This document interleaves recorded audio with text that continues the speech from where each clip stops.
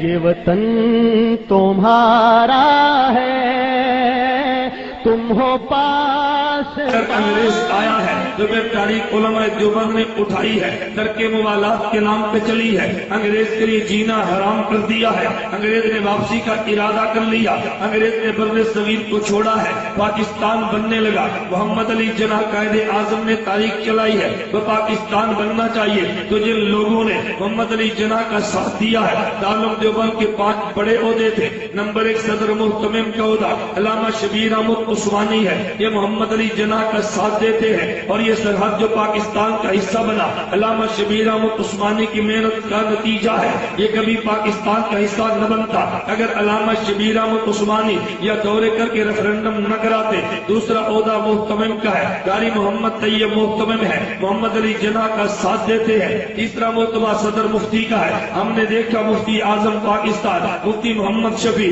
اس وقت دیوبند کے صدر مفتی تھے، ان نے بھی ساتھ محمد علی جناح کا دیا ہے۔ ہم نے دیوبند کے جو عہدے دیکھے، جو جتنے بڑے مناصب کو دیکھا، وہ دیوبند والوں کا انہوں نے محمد علی جناح کا ساتھ دیا ہے۔ شاید تمہارے علم میں ہوگا محمد علی جناح جب انگلینڈ سے پڑھ کر آئے 2-3-20 کے اندر آئے ہیں، لیکن ان کو جو شیروانی پہنائی ہے یہ پہنانے والا حکیم الامت مولانا اشرف علی تھانوی ہے۔ شاید تیرے علم میں ہوگا محمد علی جناح پاکستان آئے ہیں، وہ ننگے سر چل رہے ہیں، ان کے سر پہ جناح کا رکھوانے والا حضرت حکیم الامت مولانا اشرف علی تھانوی ہے۔ جب پاکستان کی بنیاد بننے لگی ہے تو سب سے پہلے قرارداد مقاصد جو پیش ہوئی ہے یہ پیش کرنے والا علامہ شبیر احمد عثمانی دارالعلوم دیوبند کا صدر محتمم ہے۔ میں بتا یہ رہا تھا کہ جب یہ تاریخ چلی ہے ساتھ دیوبند والوں نے دیا ہے، اور محمد علی جناح کہا کرتے تھے، فرماتے ہیں پورے ہندوستان میں جو میں نے تاریخ چلائی ہے میرے ساتھ ایک اتنا بڑا عالم ہے، ہندوستان پاکستان کے علماء کا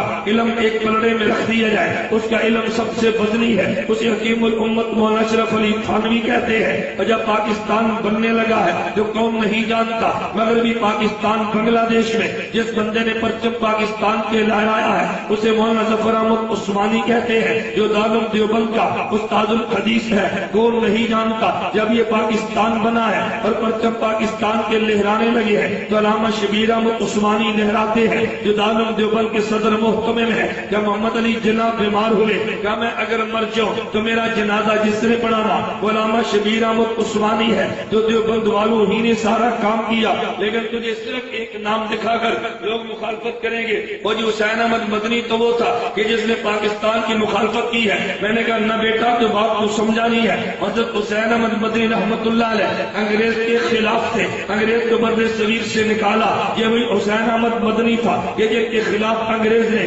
FIR درج کرائی ہے، ان کو کراچی خالق دین حال میں عدالت لگا کے گرفتار کر کے پہنچایا گیا، اور علامہ حضرت شیخ العرب العجب حسین احمد مدنی ہی تھے کہ جب انگریز نے کہا حسین احمد تم جانتے ہو تم نے انگریز کی فوج میں بھرتی ہونے کے حرام ہونے کا فتویٰ دیا ہے، تم ان کی سزا جانتے ہو۔ حضرت شیخ العرب العجب حسین احمد مدنی رحمت اللہ علیہ اپنی بغل سے کفن لہرا کر فرمانے لگے ہاں میں سزا کو جانتا ہوں، اس لیے میں کفن دیوبند سے ساتھ لایا ہوں۔ مولانا جو محمد علی جوہر مولانا کے قدموں میں گر گیا، کہا خدا کے لیے کچھ نرمی پیدا فرما لیجیے، کچھ گنجائش نکال لیجیے۔ مولانا مدنی فرمانے لگے اگر فتویٰ بدل دو تو میرا ایمان بدل جائے گا، میں فتوے پر آج بھی موجود ہوں، اپنے فتوے کو بدل نہیں سکتا۔ یہ شیخ العرب العجمی تھے، لیکن جب پاکستان بننے لگا مولانا مدنی کی تاریخ کو سمجھنا، مولانا مدنی فرمانے لگے ایک حصہ وہ ہے جو ہندوستان میں رہ جائے گا، ایک حصہ وہ ہے جو پاکستان چلا جائے گا۔ پاکستان بن گیا ہے، مسلمان کو اگر امن مل بھی گیا، ہندوستان کے رہنے والے مسلمان کا کیا بنے گا؟ اس لیے میں کہتا ہوں الگ نہ ہو، تم ایک جگہ پہ رہ کے جو اکثریت مسلمانوں کی ہے وہاں اسلام کا قانون نافذ کر دو، ہندو کو اقلیت میں رکھ دو، اگر ہندوؤں کی اکثریت ہے وہاں قانون ان کو دے دو، مسلمان کو اقلیت میں رکھ کے ان کو پبلک ان کو پرسنل لا دے دو، ان کو تحفظ ملے گا۔ مولانا کی رائے یہ تھی، نتیجہ کیا نکلا؟ توجہ رکھنا، نتیجہ کیا نکلا؟ خدا کی تکوین حکمت سمجھے۔ دیوبند کے 5 بڑے عہدے تھے، صدر محتمم پاکستان بنانے کی بات کرتا ہے، باقی شیخ الحدیث پاکستان بنانے کی بات کرتے ہیں، صدر مفتی نے پاکستان بنانے کی بات کی ہے، محتمم نے پاکستان بنانے کی بات کی ہے۔ ایک مولانا مدنی کا نظریہ یہ تھا کہ نہیں الگ نہ بناؤ، اس میں نقصانات نظر آئیں گے۔ اچھا پاکستان بن گیا ہے، اگر مولانا مدنی نے اس دور میں ان کی حمایت نہ کی ہوتی آج ہندوستان کے مسلمان کو ذبح کر دیا جاتا. آج وہاں کوئی نہیں اٹھا کیونکہ مدنی ان کے سر پہ موجود تھا. پاکستان بنا ہے تو حضرت امیر شریعت عطا اللہ شاہ بخاری ان نے انڈیا کو چھوڑ دیا, پاکستان میں آگے ہیں, مسلمان کے سر پہ ہاتھ رکھا ہے. حضرت احمد علی لاہوری ہندوستان کو چھوڑا, پاکستان میں آگے ہیں, ان کے سر پہ ہاتھ رکھا ہے. مفتی محمد شفیع نے ہندوستان کو چھوڑا, پاکستان کے مسلمان کے سر پہ ہاتھ رکھا ہے. تجھے یتیم نہیں ہونے دیا, اور جو پیچھے رہ گئے تھے ان کے سر پہ ہاتھ مولانا حسین احمد مدنی نے رکھا ہے. میری بات توجہ سے سمجھنا, اس کا نتیجہ یہ نکلا ہے. 1962 کے دور کی بات ہے, تیرے پاکستان میں صدر ایوب نے آئینی قوانین خلاف شریعت نافذ کیے تھے, تو آج تک بدل نہیں سکا. مولانا مدنی کی محنت کا نتیجہ ہے ہندوستان کی حکومت نے شریعت کے آئینی قوانین کو بدلنے کی بات کی ہے. مولانا مدنی کا ماننے والا میدان میں اترا ہے, انڈیا حکومت نے گھٹنے ٹیک دیے ہیں. انہوں نے اسلامی قوانین کو, آئینی قوانین کو اسلام کے مطابق مسلمانوں کا حق دے دی ہے. مدنی وہاں موجود تھا, ہندوستان کے مسلمان کا دفاع کیا ہے, اور یہاں امیر شریعت موجود تھا, اس نے مسلمان کا دفاع یہاں کیا ہے. اب میں یوں کہوں گا, انڈیا کی بات کر لے, مسلمان کے حقوق کی بات چلتی ہے, ادھر آواز اٹھانے والی جمعیت علماء ادھر نظر آتی ہے. اگر ادھر پاکستان میں اسلام کے خلاف تحریک چلتی ہے تو دفاع کرنے والی اسمبلی میں جمعیت علماء اسلام نظر آتی ہے. تو نے اعتراض تو کیا ہوگا لیکن تو نے کردار کو نہیں دیکھا, اور میں خدا کی قسم اٹھا کے کہہ رہا ہوں, جب پاکستان کے بالکل پاکستان کے ہمسائے ملک افغانستان میں اور روس آیا تھا, افغانستان کے لیے نہیں آیا, وہ تو تیرے پاکستان کے گرم پانیوں کے لیے آیا تھا. روس کو روکنے والے اور ٹینکوں کے نیچے روک دیے گئے یہ علماء دیوبند ہی تھے جن نے روس کے 7 ٹکڑے کر دیے, لیکن تیرے ملک کو بچا لیا ہے. پھر اب جب دوبارہ اس پہ حملہ امریکہ نے کیا ہے, آج بھی دفاع کرنے والے اور تجھے علماء دیوبند ہی نظر آتے ہیں. میں بتا یہ رہا تھا, انگریز مٹانے کے لیے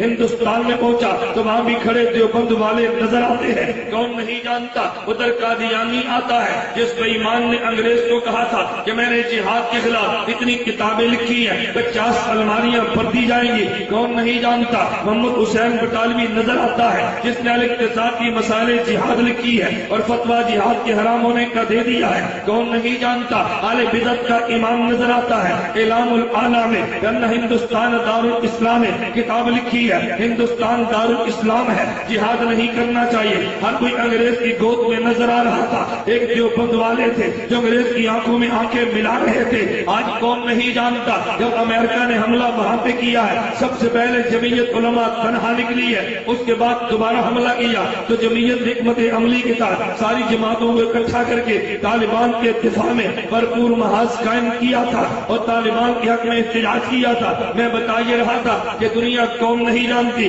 ہمارا پہ روس آیا ہے تو دفاع علماء دیوبند نے کیا ہے, آج امریکہ آیا ہے تو دفاع علماء دیوبند نے کیا ہے. اگر پاکستان میں اسلام کے خلاف ناموس رسالت کا مسئلہ اٹھا ہے تو کون نہیں جانتا دفاع علماء دیوبند نے کیا ہے. پاکستان کی اسمبلی سے, اگر پاکستان کی اسمبلی سے مرزائیت کا کفر منوایا تب بھی علماء دیوبند نے منوایا ہے. اگر اس قانون کو چھیڑا ہے محترم صدر زرداری نے تو دوبارہ ان سے دستخط بھی پھر علماء دیوبند نے لیا ہے. تو جب بھی دین کا دفاع ہو دیوبند والے ہیں, پاکستان کا دفاع ہو دیوبند والے, اسلام کا دفاع ہو تو دیوبند والے ہیں, پاکستان کا دفاع ہو تو دیوبند والے ہیں, مدارس کا دفاع ہو تو دیوبند والے ہیں. تو جب بھی یہ نکلے ہیں علماء دیوبند نکلے ہیں. اور میں ایک نقطے کی بات کہتا ہوں, کبھی تم نے غور کیا تم پورے پاکستان میں شہید ہونے والے علماء کی تعداد کو دیکھ لو, تجھے علماء دیوبند شہید ہوتے نظر آئیں گے, لیکن اس کے برعکس کبھی تم نے دیکھا اپنی جان پہ کھیلتے ہیں لیکن ابھی تک قانون سے ٹکرائے بھی نہیں ہیں, اپنی جان پہ کھیل گئے ہیں. تیرے ملک کے امن کو پھر بھی سنبھالا ہے. لوگ کبھی پوچھتے ہیں یار تمہارے علماء شہید بھی ہوتے ہیں تو تم مقابلے میں گنے لے کر میدان میں نکل کیوں نہیں جاتے, یہاں پہ تم گولیاں شروع کر کیوں نہیں دیتے. دیوبند والوں کا نقطہ نظر سمجھنا. دیوبند والوں نے کہا ہم نے پاکستان بنایا ہے تو ہم ہی نے پاکستان بچانا ہے. بنانے والا اپنی جان کو دے دیتا ہے, ٹکڑے نہیں ہونے دیتا. اگر ہمیں ٹکڑے ہونے کا خدشہ نہ ہوتا اپنے علماء کا انتقام لینا حکومت سے کیا مشکل تھا, لیکن اب بھی خاموش کھڑے ہیں, اپنی جوانیاں قربان کر رہے ہیں. مقابلے میں گولی نہیں چل رہی, گولی کھا رہے ہیں. مقابلے میں گولی کیوں نہیں چلاتا, اس کو پتا ہے میں نے ملک بنایا ہے تو میں نے ملک بچانا ہے. میں نے ملک بنایا ہے تو میں نے ملک بچانا ہے.